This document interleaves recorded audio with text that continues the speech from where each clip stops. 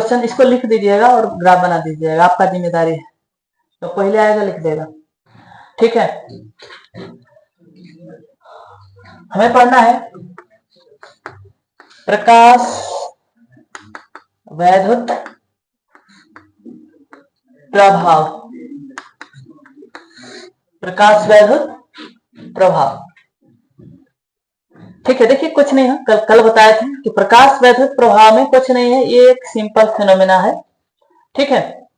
इसमें होता क्या है कि कोई सतह, कोई धातु, ठीक है, पर कोई प्रकाश का किरण टकराता है, ठीक है।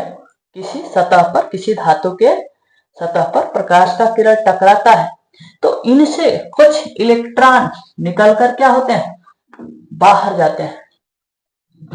बात समझ में आ रहा है? कौन जाता है, इलेक्ट्रॉन। और यही घटना क्या कहलाती है, प्रकाश वैद्युत प्रभाव। बात क्लियर है? आप लोग ये सोलर पैनल का नाम सुना है, इसी सिद्धांत पर काम करता है, प्रकाश वैद्युत प्रभाव पर। जब प्रकाश पड़ता है और इलेक्ट्रॉन जब बाहर जाता है तो हम उसे बाहर नहीं जाने देते हैं, उसे घेर के बैटरी में लेकर चले जाते हैं। जी हाँ, किसी भी धातु पर, उसके पीछे कारण है।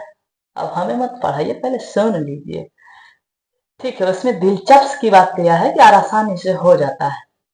अरे बात समझ है, बातें क्लियर हो रही है? तो जब भी किसी भी धातु पर, किसी भी धातु से जब प्रकाश का किरण पड़ेगा और वापस इलेक्ट्रॉन को रिलीज करेगा, कौन, धातु, क्लियर? तो इस घटना को प्रकाश वैद्युत प्रभाव कहेंगे। क्लियर हो रही है बातें? क्लियर हो रही है? अब आपको बताया जा चुका है कि जो प्रकाश होता है उसमें भी कुछ कण होते हैं। बताए हैं? नहीं बताए हैं? नहीं बताए? अच्छा, प्रकाश में जो कण होता है उसका नाम फोटॉन है। क्या है? फोटॉन है। हमेशा हमेशा याद रखिएगा कि एक इलेक्ट्रॉन को निकालने के लिए एक फोटॉन उत्तरदायी होगा। बात समझ में आ रहा है क्या? एक इलेक्ट्रॉन को निकालने के लिए एक फोटॉन उत्तरदायी होगा। अर्थात 1 रुपए दीजिए और एक चॉकलेट की गोली लीजिए, 1 रुपए दीजिए, एक चॉकलेट की गोली लीजिए, एक फोटॉन आएगा, एक इलेक्ट्रॉन निकालेगा। समझ में आ रहा है? कोई भी एक सिंगल फोटॉन, एक से ज्यादा इलेक्ट्रॉन नहीं निकाल सकता है। जैसे मैंने आपको उदाहरण देकर बताया था, जब हम गुच्ची खेलते हैं, कंचा, बात समझ रहे हैं? तो इस गुच्ची में ढेर खानी कंचा हुआ करते हैं, कभी कभी, हमेशा नहीं। बात समझ रहे हैं? जो शुरू शुरू में जाता होगा, भारी होता है ना शुरू शुरू में, तो उसके लिए ज्यादा होता है, तो वो कंचा से अपने मारता है, अंठा कहते हैं, तो उसमें से कई गोलियां निकल जाती है, जितना निकल जाती है उसका हो जाता है। बात क्लियर है? लेकिन यहां पर क्या होगा कि सिर्फ एक गोली से एक ही निकलना चाहिए, अगर नहीं निकला है तो खेल गलत है। बात समझ में आ रहा है? ये प्रकाश वैद्युत प्रभाव है, एक फोटॉन एक इलेक्ट्रॉन, एक फोटॉन एक इलेक्ट्रॉन। भुलाइएगा मत, भुलाइएगा। बात क्लियर? अब आगे चलो। बात यह है कि क्या पूरा का पूरा कभी भी कोई प्रकाश का किरण आएगा तो क्या यहां से इलेक्ट्रॉन निकलेगा ही? तो इसका जवाब है क्या आंसर आपके पास? राइट आंसर, हमेशा नहीं निकलेगा। कब निकलेगा? जब कंडीशन फॉलो होगा। कंडीशन क्या है अभी बता रहा हूं, उससे पहले थोड़ा सा इधर में समझा देता हूं। मैं आपको बहुत कुछ बताता हूं, क्या आपको हर एक बातें समझ में आ ही जाती है? हर एक बातें नहीं समझ में आती है, जो लेवल में रहेगी वही समझ में आएगा। बात समझ में आ रहा है क्या? उसी तरह से इसको निकालने के लिए कुछ एनर्जी चाहिए, न्यूनतम एनर्जी चाहिए, जिससे कि ये इलेक्ट्रॉन सतह पर आ जाए, फिर उसके बाद भागे। बात समझ में आ रहा है? तो इसके इलेक्ट्रॉन को याद रखना, ये है कौन? ये धातु है। ये कौन है? ये धातु है।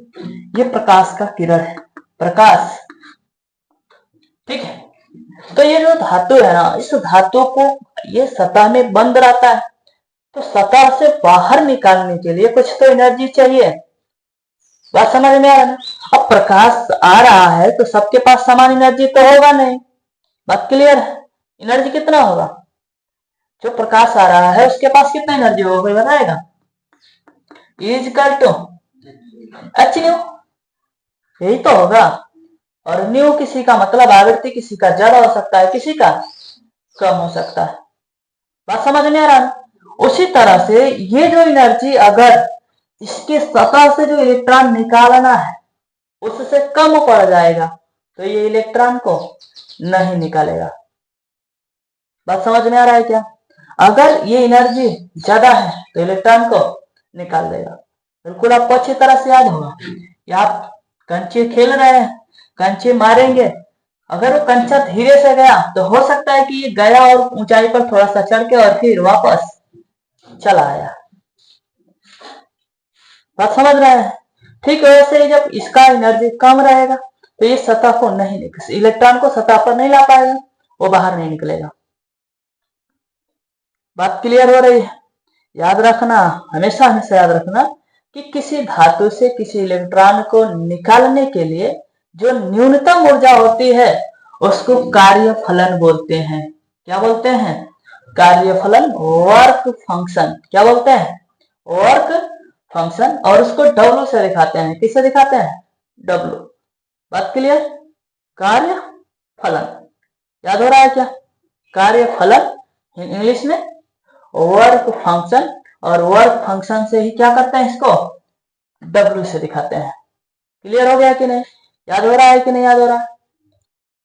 क्या बताया मैंने कि किसी भी सतह से किसी इलेक्ट्रॉन को निकालने के लिए, किसी भी सतह से नहीं, किसी धातु के सतह से इलेक्ट्रॉन को निकालने के लिए, सतह पर लाने के लिए जो एनर्जी की न्यूनतम रिक्वायरमेंट होती है, न्यूनतम आवश्यकता होती है, उसी को क्या बोलते हैं?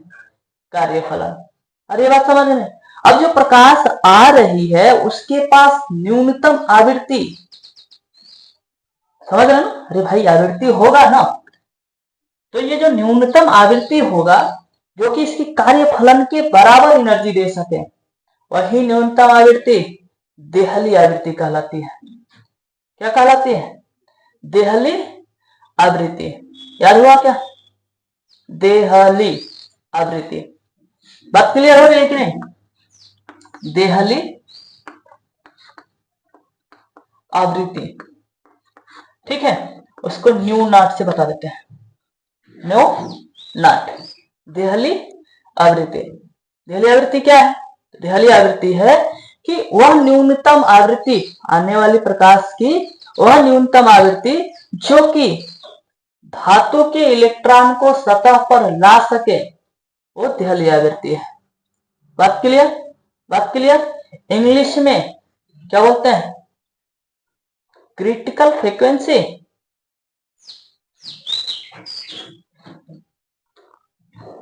बस 1 मिनट रुक जाइए। Threshold frequency, sorry, threshold frequency. क्या बोलते हैं? Threshold frequency. बुक में मिला? बुक में मिला। थ्रेशोल्ड फ्रीक्वेंसी हिंदी में देहली आवृत्ति। बात क्लियर है? और इसका जो एनर्जी होगा ना चतुर बच्चे, एनर्जी क्या होगा? H इंटू न्यू नॉट, और ये किसके बराबर होगा? कार्यफलन के बराबर होगा। किसके बराबर होगा? कार्यफलन के बराबर होगा। बातें क्लियर हो रही है क्या? स्पष्ट हो रही है? तो ये प्रकाश विद्युत प्रभाव याद हो गया? बताओ क्या होता है? सभी लोग लिख लीजिए तो धड़ा बिना किताब से देखे लिखिए।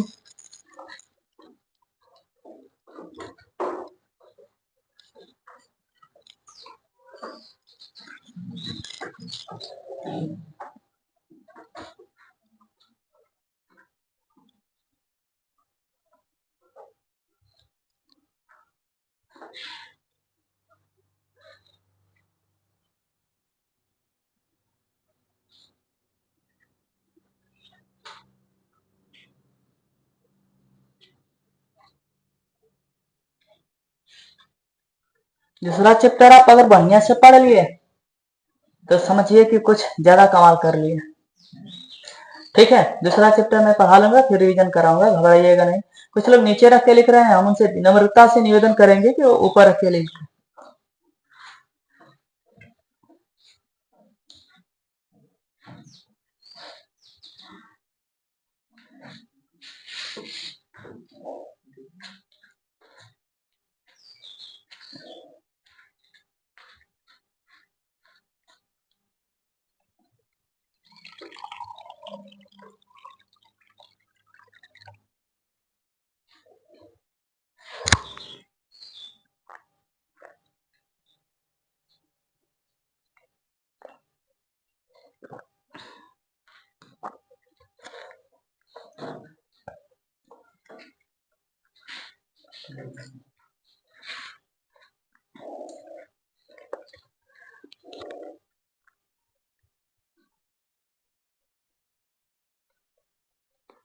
ठीक है, गुड।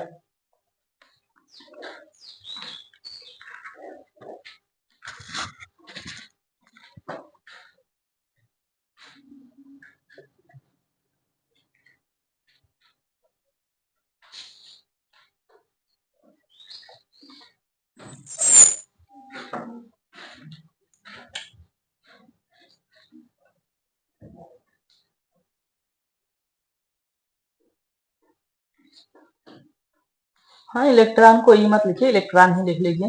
ठीक है, चलो आगे। सभी लोग लिखे हैं, अच्छा तरह से लिखे हैं। जब किसी धातु से प्रकाश की किरण टकराते हैं तो उस सतह से कुछ इलेक्ट्रॉन बाहर निकलते हैं, जिस घटना को प्रकाश वैद्युत प्रभाव नाम दिया गया है। बात क्लियर? कोई डाउट? अब थोड़ा सा बात करते हैं। मान लीजिए कि हम कुछ खरीदने मार्केट गए। ठीक है, ये छोटी सी कहानी सुन लीजिए ताकि आगे का जो कंसेप्ट है उसके बताने में, उसे समझने में आपको मदद मिलेगी। बात क्लियर है? हम मार्केट गए किसी वस्तु को खरीदने के लिए, मुझे पता नहीं है। बात क्लियर? क्या खरीदने जा रहे हैं, बस गए। मैंने मार्केट में जाते समय 1000 रुपए लिया। बात क्लियर? अब कोई वस्तु मुझे पसंद आई, उसका दाम पूछा गया तो पता चला कि वो 750 रुपए का है। बात क्लियर? मैंने उसे 750 रुपए दे दिया। बात क्लियर? बचा कितना? 250 रुपया। बस कुछ नहीं, बस वही चीज इधर है, समझा देता हूं। तो तुम्हें 1000 बराबर कितना रुपया खरीदने में लगा? 750। और बचा कितना? 250। बात क्लियर? इधर देखो, मान लो कि ये कुछ प्रकाश का किरण लेकर आया, कुछ एनर्जी प्रकाश का किरण लेकर आया, कुछ एनर्जी लेकर आया। समझ में आ रहा है? कौन? प्रकाश का किरण। इस सतह से इलेक्ट्रॉन को निकालने के लिए कितना ऊर्जा लगेगा? बात समझ में आ रहा है? बाकी शेष से इलेक्ट्रॉन क्या करेगा? भागेगा निकलकर। बाकी शेष ऊर्जा से क्या होगा? भागेगा। याद रखना, ये जो एनर्जी आता है ना, E equal to h v, E equal to h nu, ये एक फोटान के लिए आता है ना, पूरे प्रकाश के लिए तो आता ही है, साथ साथ एक फोटान के लिए। एक फोटान के पास कितना एनर्जी है? अरे बात समझ में कि नहीं आ रही है? सबको आ रही है कि नहीं आ रही है? तो एक फोटान जो एनर्जी लेकर आएगा तो वो एक इलेक्ट्रॉन पर लगाएगा, और एक इलेक्ट्रॉन को इसको सतह पर आने के लिए जो एनर्जी लगेगी वही क्या है? कार्यफलन है। बात समझ में आ रहा है? अब जो एनर्जी लेकर आया, कार्यफलन को घटा दो तो जो एनर्जी बचेगा उसे क्या करेगा? वो भागेगा। बात समझ में आ रहा है कि नहीं? सेम ऐसा ही मैंने 1000 रुपए लेकर गया, 750 रुपए का खरीद लिया, कुछ तो बचा, वही उसी में ऐड हो जाएगा, तभी तो 1000 आएगा। उसी तरह मान लो कि ये एनर्जी ई लेकर आया, एनर्जी ई लेकर आया, उसने इलेक्ट्रॉन को बाहर निकालने के लिए कार्यफलन लगाया, बाकी शेष एनर्जी से ए डैश से इलेक्ट्रॉन बाहर भागेगा। बताओ, बात समझ में आई क्या? बात समझ में आई? बाबू कुछ नहीं है, ई बराबर एच न्यू, प्रकाश किस आवृत्ति से आ रहा है, प्लस ये किसके बराबर है? H new not.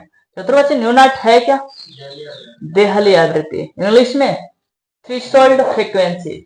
Threshold frequency भूलिएगा, देहली आवृत्ति, थ्रेशोल्ड फ्रीक्वेंसी। कोई डाउट?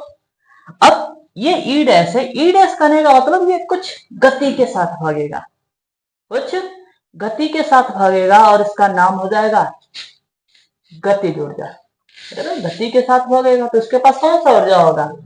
गतिज ऊर्जा। गतिज ऊर्जा का formula half m square, half m square. तो चतुर्भुज इलेक्ट्रॉन में ना होगा जी, इलेक्ट्रॉन का द्रव्यमान कितना होगा? है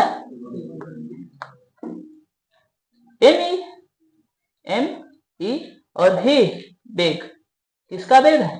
जो इलेक्ट्रॉन निकल कर भागेगा। अरे बात समझ में? कोई डाउट? है फॉर्मूला कितने लोगों को आउट ऑफ अंडरस्टैंडिंग नहीं है? कितने लोगों को समझ में आ गया? आ गया? कोई डाउट? ये काम किया? ये कहानी काम किया कि नहीं? इधर किया ना?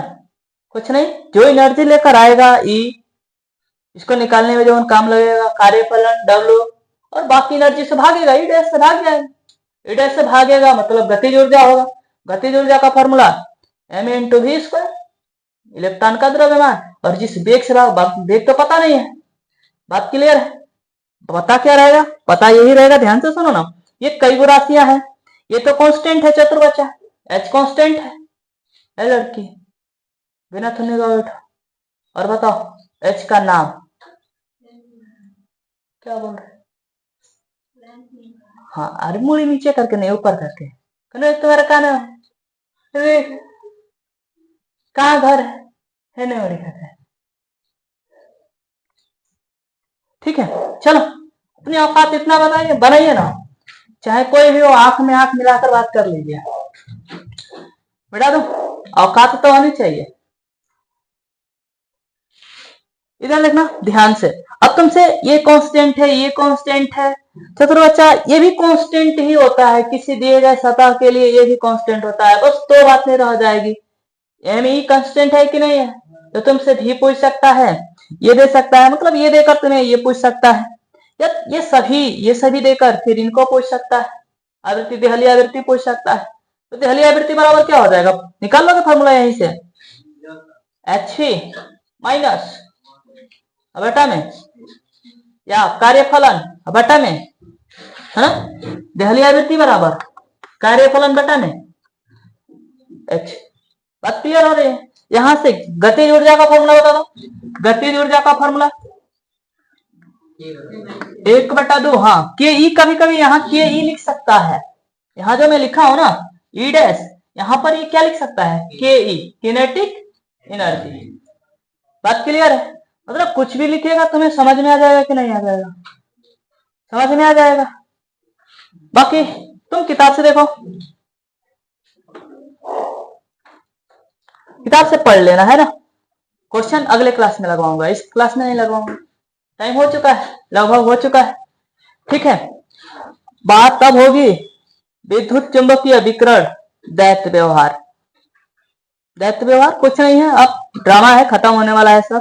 लेकिन एक बात और है, मेरे लिए तो खत्म होने वाला है, मेरे लिए सब कुछ आसान है, लेकिन आपके लिए सब कुछ नया होगा। मेरी बात समझ रहे हैं कि नहीं? ठीक है, मेरे लिए सब कुछ आसान है, समझाना भी आसान है, मैं जिस तरह से चाहूं उस तरह से लोट पोट कर पढ़ा सकता हूं। ठीक है, लेकिन आपके लिए हर एक चीज नया होगी, इसलिए नए के साथ नया से व्यवहार करिएगा। व्यवहार समझते हैं ना? तो नए लोग घर पे आते हैं तो कैसे ट्रीट किया जाता है?